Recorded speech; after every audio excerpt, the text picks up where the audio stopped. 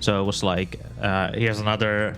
Yeah, either that one of the ferrymen painted or commissioned or whatever, however it works down in hell, and like just like this is a picture of the moment that he's getting raised out of the water, and Gabe says the thing, because that's the only interaction he has ever had with Gabe. So that's that's like the only thing that he ever wants to see and hear. I remember this was a bit of a challenge for me and Gianni when we were talking about how we want to do this bit, was because one of the most recognizable aspects of Gabe's dialogue is that he sort of projects his voice, because when he talks very loudly, and it's like projecting to, so that he's like kind of like he's doing a sermon, so he wants that the people in the back seats can hear him.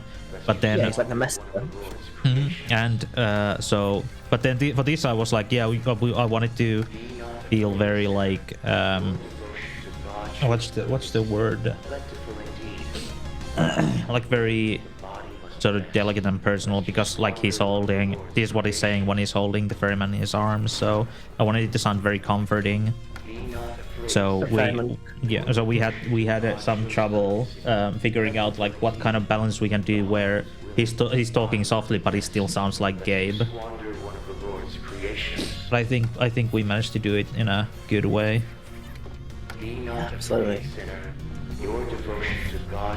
And yeah, that is like one of the big things I wanted to do with Gabe is like, you've in Act 1 you see Gabe as the enemy, but that's like a very, very biased perspective. So once you actually fought him once and you get to Act 2, you start to see him as like what he's like to people who aren't his enemy.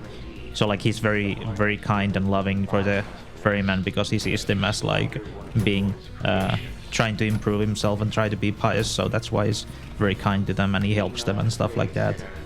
Little detail that no one notices, but like when he stands up, it also pushes back this like little bench here. And a lot of people misunderstand. It's like, oh, you fucking make Gabe atheist. It's like, no, he's not. He's like, you can't just like drag that category from like that we apply to, And it's not that he doesn't believe in God. It's just he knows that their current beliefs in God are not actually what God is.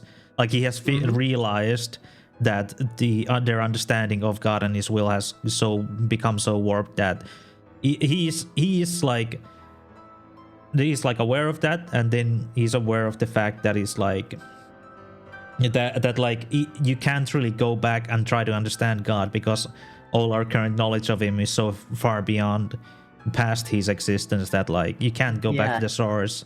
So instead he's working on his own goals instead of trying to figure out God's goals.